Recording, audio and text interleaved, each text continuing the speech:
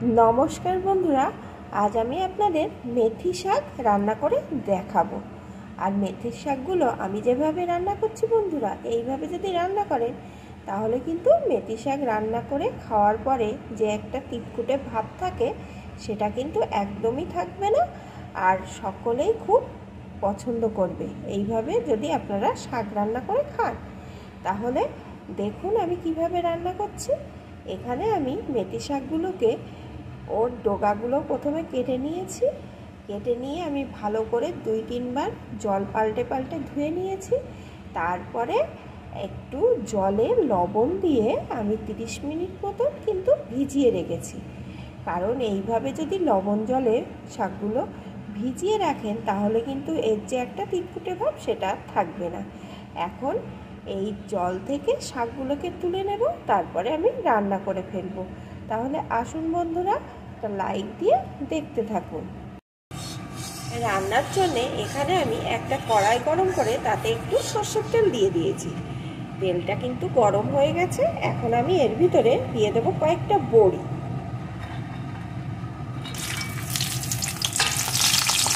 এখন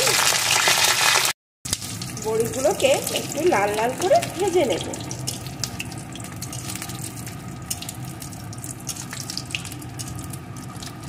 বন্ধুরা, আমি এই শাকটা কিন্তু সর্ষের তেলেই রান্না করব।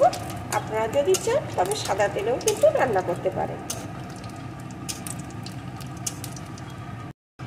বড়িগুলো এখানে আমার সুন্দর ভাজা হয়ে গেছে। এখন বড়িগুলোকে আমি তুলে নেব। আর বন্ধুরা, এই বড়িগুলো কিন্তু আমি একটু ঠান্ডা হওয়ার পর হাতের সাহায্যে একটু ভেঙে ভেঙে করে রাখবো। এখন এই তেলের ভিতরে দিয়ে দেব 2টো শুকনো লঙ্কা আর একটু কালো জিরে। এখন ফোড়নগুলোকে সুন্দর করে একটু ভেজে নেব।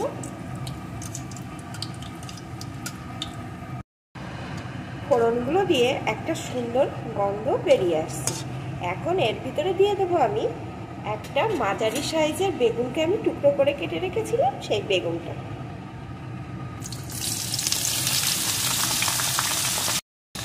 এখন বেগুনটাকে একটু ভেজে নেব।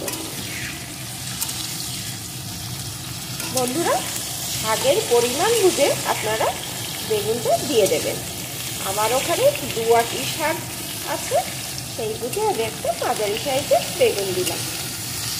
আপনাদের যদি 1 আঁটি শাক থাকে তাহলে অর্ধেক বেগুন দেবেন।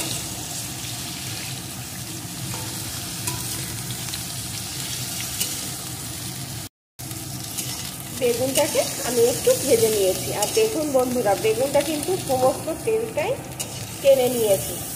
আমি কিন্তু আর তেল দেবো না, কারণ এই বেগুনে যতই তেল দিই না কেন ততটাই কিন্তু বেগুন টেনে নেবে। এখন এর ভিতরে আমি শাকগুলোকে দিয়ে দেব।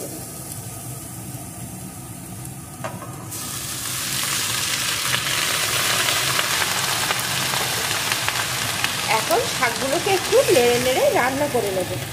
এখনই কিন্তু কোনো রকম লবণ হলুদ দেবো না, কারণ এখন যদি দিই শাকে লবণ হলুদটা বেশিও হয়ে যেতে পারে। একটু রান্না করলে শাকটা কমে যাবে, তারপরে আমি লবণ হলুদটা পরিমাণ বুঝে দিয়ে দেব। দেখুন বন্ধুরা, শাকটা কিন্তু নাড়তে নাড়তে কতখানি কমে গেছে। এখন আমি এর ভিতরে পরিমাণ মতো লবণ আর হলুদ দিয়ে দেব। লবণ আর একটু হলুদ গুঁড়ো। এখন আবারও এইভাবে নাড়িয়ে বেশ কিছুক্ষণ আমি রান্না করে নেব। আর এর ভিতরে কিন্তু বাড়তি আমার কোনো জল দেওয়ার দরকার নেই। দেখুন বন্ধুরা, শাক দিয়ে কতটা জল বেরিয়ে এসছে। এই জলেই কিন্তু শাক বেগুন সব ভালো রকম সিদ্ধ হয়ে যাবে। এখন এইভাবে নেড়ে নেড়ে আমি রান্না করে নেব। নাড়িয়ে নাড়িয়ে বেশ কিছুক্ষণ আমি রান্না করে নিয়েছি। এখন কিন্তু এখানে আমার শাক বেগুন সব ভালো রকম সিদ্ধ হয়ে গেছে। এখন এর ভিতরে দিয়ে দেবো আমি সামান্য একটু চিনি, সামান্য। এখন আবারও কিছুক্ষণ নাড়িয়ে রান্না করে নেব, যতক্ষণ না এই জলটা সম্পূর্ণ শুকিয়ে যায়। আর দেখুন বন্ধুরা, শাকটা কমে কতটুকু হয়ে গেছে। ভালো করে এখানে আমার রান্না করা হয়ে গেছে। দেখুন বন্ধুরা, জলটাও কিন্তু একদম শুকিয়ে গেছে। এখন আমি এর উপর দিয়ে দেবো যে ভেজে রেখে বড়িটা ভেঙে রেখেছিলাম হাতের সাহায্যে, সেই বড়িটা। এখন বড়িটাকে শাকের সাথে মিশিয়ে নেব। আর এই বড়িটা দেওয়ায় শাকটা যখন খাওয়া হবে তখন এই ভাজা বড়ি মুখে পড়লে ভাতের সাথে কিন্তু দুর্দান্ত লাগবে। তার জন্য বড়িটা আমি শেষে দিলাম, যাতে বড়িটা মুচমুচে থাকে। একটু মিশিয়ে নেব, নিলেই কিন্তু আমার রান্নাটা কমপ্লিট হয়ে যাবে। বন্ধুরা, এখানে কিন্তু আমার শাকটা একদম পুরোপুরি রেডি। এখন নামিয়ে নেব। আর এটা কিন্তু গরম ভাতের সাথে শীতের দিনে দুর্দান্ত খেতে লাগবে, আর কোনো রকম তেতো লাগবে না।